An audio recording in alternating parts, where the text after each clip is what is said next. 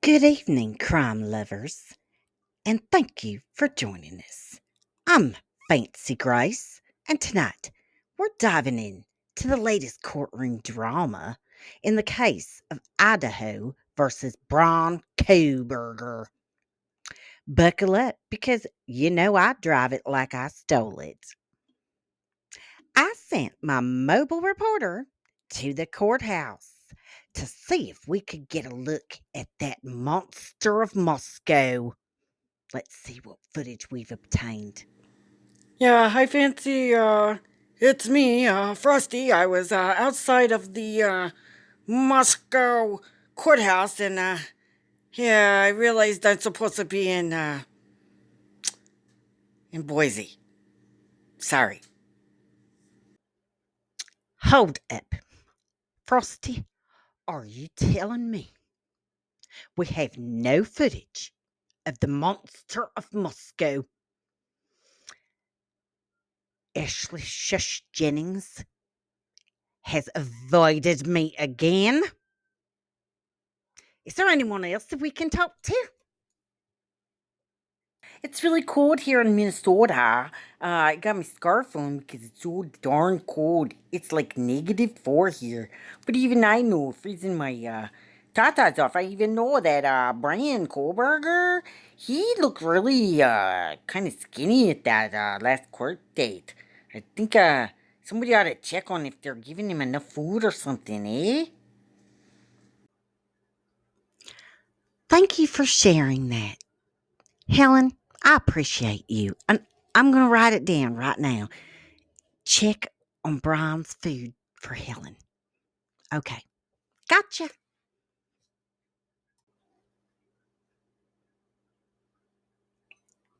Oh, hello. Anyway, this week, Brian Kohberger, the man accused of single handedly taking the lives of four University of Idaho students, was back in court.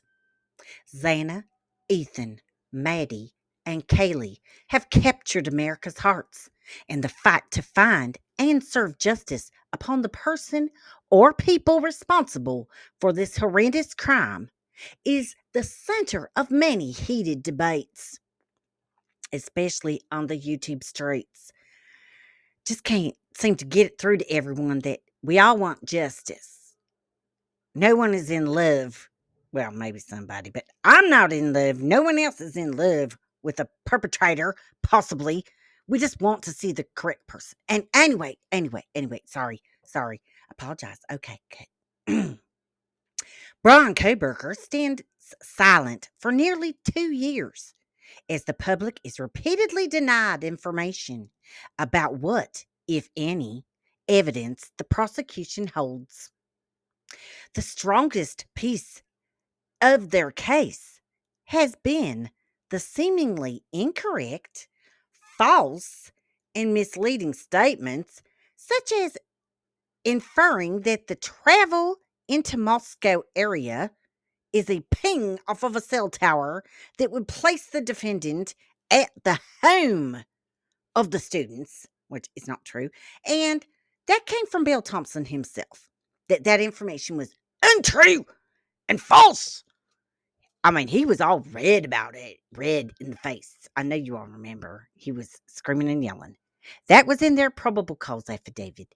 So, as soon as things in that started becoming untrue, and basically everything comes down to some touch DNA, which you lose skin cells just walking anywhere every day, all day. And there weren't any on the outside of this knife sheath or the inside. I mean, it's just like such an odd placing, okay?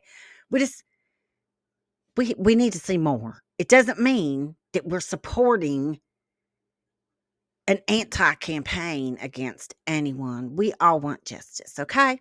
So, Bill Thompson's the one that released that affidavit to the world and then closed off everything else, okay? So, it I don't know. The defense team, they just came out swinging, challenging the DNA evidence that links Koberger to the crime scene. that touch DNA evidence. They argued that the DNA was obtained without a proper warrant, raising serious privacy concerns. I don't know about you, but you have to be able to separate yourself from some of these cases sometimes so that you can see that the purpose of these rules in our justice system put by our forefathers are for everyone's protection. This could be you. They could be railroading you over something, coming and getting your trash when it's not even at the curb, or having somebody go and do something they know is illegal. But if they have you do it, their hands are clean. I mean, these kind of things are not okay. I was just taught to follow the rules in sports and school, and whatever I did, it was always taught to me that cheaters never win and winners never cheat. I just feel like there's a lot of cheating going on sometimes, and I understand why people are questioning that. Because honestly, why can't they just do it by the book? Why can't they just do it the right way if there's so much evidence? And why can't we all know what's going on so that we're not sitting here asking questions? I don't think that's out of the realm of possibility. I mean, we all just want the person who is obviously sick taken away from public. I mean, we do. We all want to feel safe. We are all very, very sorry for the loss of these beautiful people who didn't even get a chance to shine as brightly as they may have shown. Anyway, let's look at some information that I obtained to teach us all a little bit about forensics and what's going on, why maybe we should question some things. Just to be sure, just to show everyone. Okay?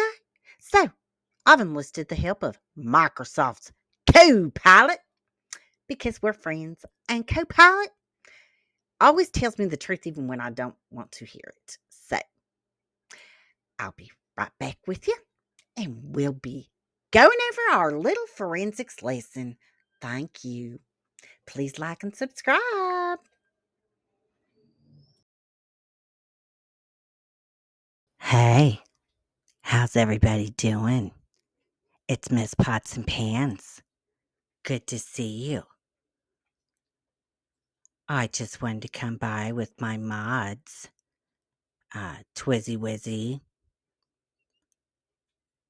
Fee Fi Fo Fum Fitziana, Kane. Hi, how's everybody doing? Yeah, we just want to give our full support to Fancy Grace. Yes, she is much better than Nancy Grace. That's for sure. Yes. And whenever I'm not running my awesome channel, I will look over at Fancy Grace and just wonder how she does it all. Yeah, everyone should subscribe to Fancy Grace. That's right. Okay, beep, beep. Beep, beep, Fancy. Beep, beep, mods. Thanks. We'll see you later, Dollface. Love you, Fancy. All right, so here we go. This is the question that I asked the Microsoft Copilot.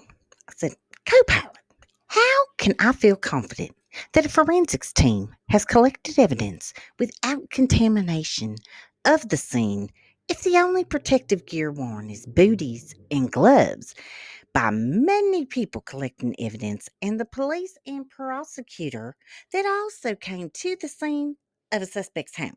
Okay, which you'll see in my next video because we'll be going to Brian's house. But they said, great question, Fancy. It's funny. Talks right to you. Ensuring that a forensic team collects evidence without contamination is crucial for the integrity of an investigation. Here are some key practices and protocols that help minimize contamination. Okay, we're going to go. Number one, strict protocols. Forensic teams follow strict protocols to minimize contamination. This includes clean gloves being used and tools for each piece of evidence and changing gloves frequently. Now, we're going to have some photographs, but hmm, I think that could be an issue. I don't know. We'll see, right? Controlled access, limiting the number of people who enter the crime scene helps reduce the risk of contamination. That means not calling all your little friends over. Only essential personnel should be allowed. I find it crazy that they kept my butt out, but it was okay that, you know, dogs and kids and everybody's running around. But only essential personnel should be allowed, and they should follow strict entry and exit procedures. Now, when you do forensics and you're at a crime scene, the entry and exit procedures, that's going to consist of someone stands there at that door and they make a list of every single person that enters there, when they were there, what they were doing there, what time they left. Okay, you're going to have an itemized list of people. And you're going to have a mat. When you come out the door, you're going to lay out this like either big gauze mat or like a absorbent pad or something, because anyone that steps out that door, you don't want them taking things from the crime scene out into the public and dropping that as some cross contaminated evidence on somebody else. No. And you don't want people going in to the crime scene bringing stuff in on them, like dog hair, cat hair, people hair, uh, dirt from your freaking shoes. Let's think about that. Maybe I stomped in some snow and I'm coming in now. They didn't have any of those things set up at the doors of the crime scenes or the raid at Brian's. I mean, I'm going to show you up close detail here in a few minutes. Let's just get through these real quick. Personal protective equipment, that is called PPE. They say while booties and gloves are essential, additional PPE such as masks, coveralls, and hairnets can further reduce the risk of contamination. Let me tell you, I saw lots of ladies in there. I didn't see a one in any kind of coveralls. I bet they probably own a cat or a dog, at least one or two of them. I mean, I've never seen a crime scene look like that with people just coming in their sloppy outfits like that, just all fuzzy sweatshirts and everything. Just that stuff just clings to everything. Evidence handling. Proper handling of evidence is critical. This includes using clean tools. Like I said, if you are picking up a piece of evidence, okay, first of all, when you go up in there, somebody's supposed to take pictures of everything before anything is touched. Okay, we haven't seen those. They probably exist. Lots of people was out there snapping. Who knows if they took them right? But then you're supposed to, along with your pictures, do a drawing of anything you find that you want to make evidence, okay? You do a drawing so that you know where it was, how it laid, which direction, measure it, take some pictures with the measurements. You're going to make like a grid. You're going to see things like you're going to start in one area and you're going to get it. So you're going to be like, hey, this is found in the upper left corner. You're going to have a little drawing that goes with everything so that there is just no doubt as to what was found where. That's how things like, I didn't see a knife sheath, but I did when I came back through the second time. That's how that shit doesn't get passed, okay? Because somebody thoroughly documents everything. I've yet to see that be discussed as something that's going to be easily taken care of in this case. I really hope it is because if I just they might just need to be returning to this stuff. And how you going to do that when you tore the house down? Okay. Anyway, this includes using clean tools, avoiding direct contact with evidence, and properly sealing evidence in clean, uncontaminated bags. Seen a lot of pictures, a lot of people carrying stuff in and out, a lot of stuff getting stuck in the back of pickup trucks. When those things are being moved, I did not see. Okay, every single piece of evidence that comes out of there, that means the mattresses, that means everything is supposed to have on it the date, the name of the person collecting it, what time they collected it, what it is, how they're taking it out. Okay, all of that goes to their chain of custody. Okay, you better have initials, time, date stamped. You can't just hand off a piece of evidence to Bobby Joe and be like, "Will you take this to the truck?"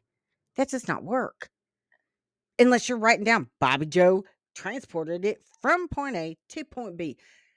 I- You're using a lot of paper bags, and that, oddly enough, is what they use for a lot of things, especially if there is equipment that is wet. Now, something I learned, I saw a little tour that I took of when they were asking for a bigger police station for Moscow. They wanted a bond. They wanted to move and have that new police station.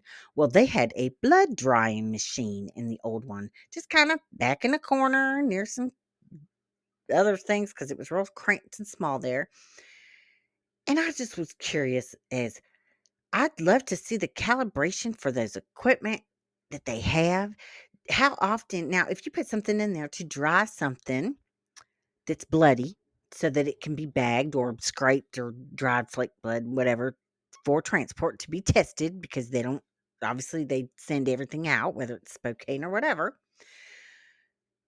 You are going to have some kind of stringent cleaning policy for that equipment. And I hope they've got all the documented records on that stuff because you can't have flakes of somebody else's blood left in a machine that you were using to dry and blow around. I mean, are they keeping it dust free? It just was kind of shoved in the police station. It looked honestly like a big old popcorn machine. I just have concerns. I know for a fact that, let's say you were a person that was brought in for a blood test from some accident you caused or something, or an accident you were involved in. You're a big rig truck driver or something. Okay, well, if they don't do everything correct, like if they do not open that testing box in front of you, show you them putting their gloves on after they have sterilized their hands and done all that, and you sign and they initial and everything that goes on together, okay, that gets tossed out. That is no good. I have seen people with high blood alcohols, but sometimes I've seen law enforcement that had said, "Oh, I don't want you to seal it all up. I'll take care of that when I get back to the office. I'll mail it out."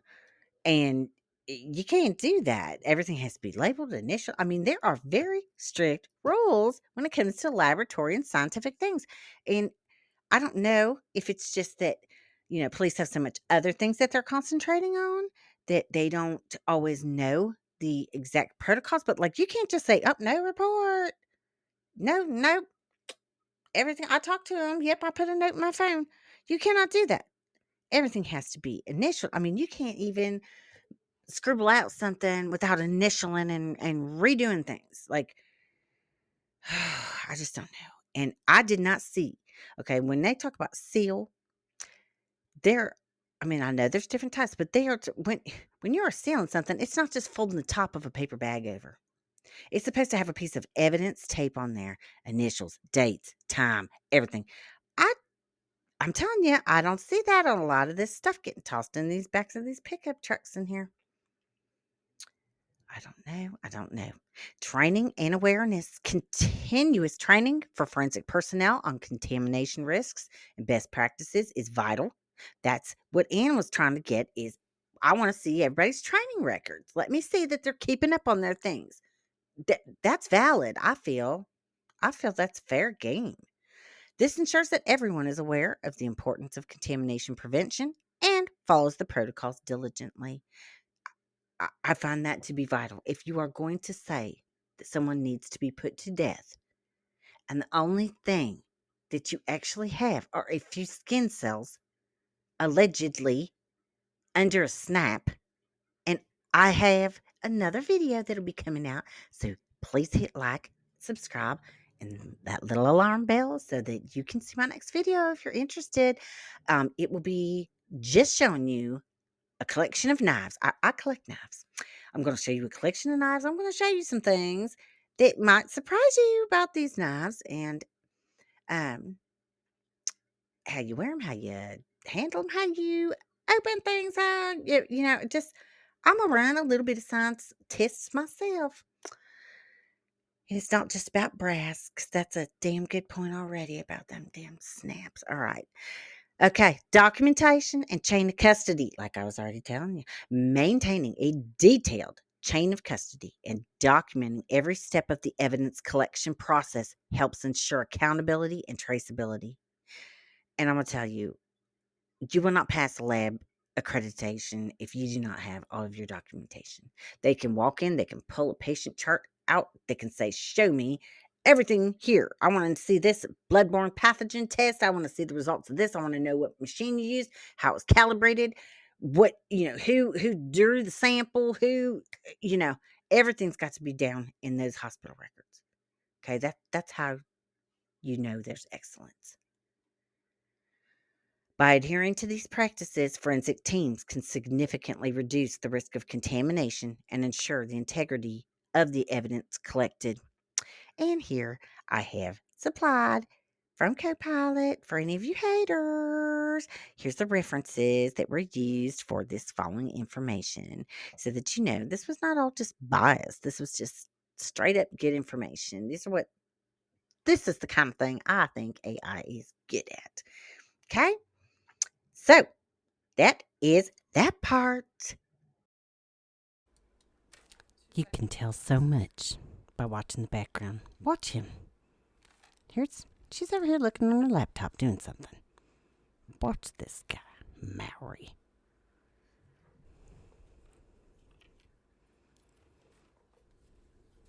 What are you looking at? What? Huh? He sees something? Then he's going to slowly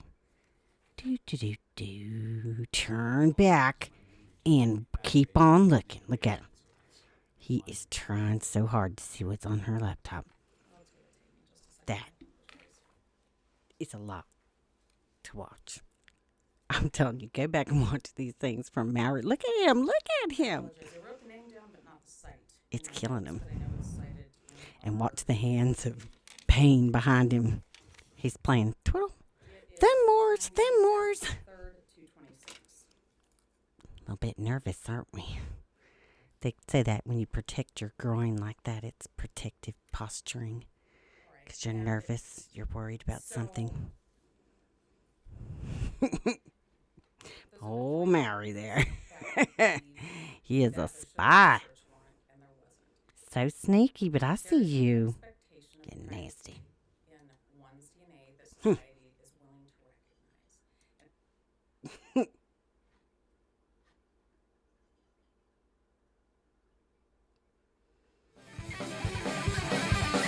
Nothing half-assed. Nothing half-assed. Nothing half-assed. Nothing half-assed. You left to comment. That's what we'll do. We won't do it half-assed for me or you. What's up, Nothing Half-assed? Thanks for the comment. Thanks for stopping by. I was gonna try and make your name into a song because it's pretty cool. Nothing half-assed. Nothing half-assed. You don't even have to ask. Nothing half-assed. Nothing half-assed. If you don't believe it, you can kiss my ass. Nothing half-assed. I don't know, something like that. You like your theme song, you know what I'm saying?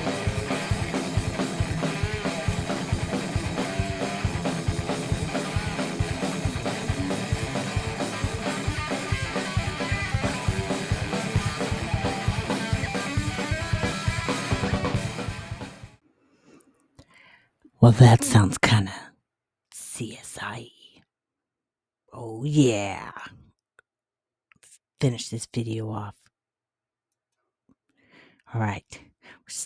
We're starting out with a picture that a lot of people have seen from the red car allegedly found being searched by some CSI looking people in what are those suits? The suits. So here's the way I see it. There was a big debate over this, whether they were fixing the car, which could be because they look like they could be mechanic guys with some long hair. But why would you lay down a tarp on the ground that tool bag is on? And in the tool bag, it's only clear bags. Hmm. Either way, either the mechanics are smarter or you got somebody's car being searched on the 26th of November. Here's the entry going to the house where they were doing all this CSIing. Notice there's no mat on the ground except for the doormat that the girls had, and no no trash for the exit when you take your booties and gloves and things off. No one's standing there marking who's going in and out. Doesn't really look like a controlled entry to me. Just some bags in a crate and take a you down to cooler where we store our for paper. somebody's Is pop. this is also where we bring the public Okay. in to do There's old Chief fingerprints. Fry So talking about we have our the public fingerprinting coming in people. to get fingerprinted. And I cut it Um, off a little short. He said, fingerprinting people, they're teachers and whatnot. Teachers and bus drivers and stuff. So, old Chiefy here, gonna have to read the closed caption on that one. That's why I put it up there. Okay, here's some more CSIing going on. They're outside with gloves on. That's a big no. Outside with the gloves on. I don't know if these are filmers, evidence collectors, who knows, but they got the gloves on. They're outside touching stuff sitting on the ground, putting it right there in the dirt and the gravel and whatever. And it's like they only think it's to protect them, not protect evidence. See, here's this girl, no hairnet, no hoodie. They just got on their little scrub outfit, gloves on, just a touching everything, touching the the vehicle she's putting it in, touching the containers, touching the whatever else. I mean, you can't be doing it this way, people. You cannot do things this way. They should already be contained before you leave. And when you leave, you take the stuff out. Now, this is funny. You recognize this vehicle? This is the flag guy. And I thought it's funny to see what he has written on the side of his truck.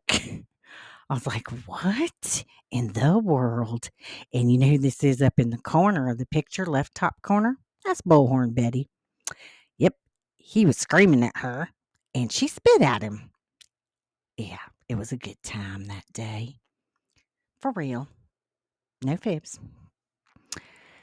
This is just a reminder that Brian was not connected to the 45-year-old missing woman in Pennsylvania. That was not true. Here, I threw in a picture to give a little support to my friend Heather. See, it is not. Look at that room upstairs there. That's from the road. It's lit up still. Lit up. It wasn't dark. Here's the front. Now I was like, well, looky there. There's the front all lit up. Oh, what? They left the damn window open. See, I drew those blue marks. You can tell where they slid it open. Yeah, window's open. Crack security there. Here's some more lights showing Heather's, supporting Heather with her string lights. And here's some pictures of the bathroom next to Xana's room and stuff there, in the kitchen, what it would have looked like without their stuff. Now, here's one where they had on the realtor site, right? Saying, they make this place look huge. Look at how long that hallway is going down to Zana's room. But you know what? I call BS, because take a look at this handrail. Notice anything? Look at that. Notice anything weird in that picture? Hmm. How the hell you got trim over top of a 3D railing? Unbelievable. Here's Miss Touchy Touch again, another one. Here's all some more people that were there the first day. You know, I mean, all those people were in the house. So I was trying to count, and I lost track at like 17. There's a Bill Thompson over there, Mr. Gray Hair, and his lead detective in the blue coat. Here's Miss, I'm running the crime scene, cough, cough, cough all over my keyboard, and got my laptop laying here, and that's that infamous truck. These are the guys that pulled up with all this stuff, but nobody's got a suit on. Nobody, no tieback suits, nothing. Now, this guy, I think he could be a profiler. I don't know who this is. He's the guy with the Cowboys a lot. But there's Heather's lights outside, on, and inside, on. By the back door, too. So that whole house was never dark. That house was never dark. Just a little closer picture. But he doesn't have anything on. And I'm sure I know he was stepping in and out the door looking at the fingerprints and stuff on the door. This boy had on his cover booties, but walking around in the parking lot, just went out to his car. It's a little video. You got the whole group of them here in their mixed matchy, we wear whatever we want to work clothes, and their booties on, walking around outside, standing over top, trying to take a picture of maybe a footprint, maybe something. But let's just lean over it with our hair hanging out, and no netting, nothing. Sergeants. This is our evidence storage space here. Now, Because of the Moscow, look at that! because of having so much evidence that we have. Wow. So these Top two rooms here top are security also on the evidence. These are our old cells from back when we I had just jail think cells within the my evidence city. locker would be Now a we utilize lot. them also for I think I'd have more evidence Tupperware tubs and So, things sealed names, or at least basically a bankers storage boxes closet with off to lids. the side of that. And in that room we have our But you're gonna blood get to drying see machine. their So it's a blood machine drying we machine. put bloody clothes in to dry. I promised. Basically a storage closet off to the side of that. And in that room we have our blood drying machine. So it's a machine that It's we put bloody Miami clothes in tropical to scene dry. here. So if we happen Since to I have am a situation where we're CSI. having a meeting and we have to bring that stuff in, the meeting has to be disrupted just to get in to be able to put stuff in. So this is the room that's off of our. So you gotta room. We tromp have through our a blood room, dryer machine off a in. conference Not room, only is it to get to this blood basically machine that I our don't see any kind of blood labeling or dryer, specific blood sign out dryer system we sheets, have. nothing on Not this only is sucker. it Then you're gonna blow dry your clothes, bake them, or what? Is there, how you calibrate temperature? How do you know if it's putting touch blood DNA blowing around in that machine? Who cleans that sucker out? What all temperatures does it run at? Do we know? Does it get too hot and destroy red blood cell samples? I mean, I don't see a whole lot of documentation, and I bet these boys probably are still using this machine. I don't know for a fact they are, because this is the old 2019 cop building, but the space I don't know. we have our I really don't know. That'd be a good question, wouldn't it? Because I'm sure they I mean, what Mr. they do with Bill mattresses. Thompson, are you in there? I'm gonna find you. I know. You guys have been up to all kinds of shenanigans. It's starting to come out, isn't it? Oh, Mr. Clad in Black. Yeah, Moscow Police Department. Brett Payne, are you in there? Mr. Payne. We're gonna be in Boise. I'ma see you. I'ma see you real soon. Coming for you. Let's go, Twizzle. look at my baby. Does that show you? Love you guys. Thanks for watching. I know it was long. Sorry. See you soon.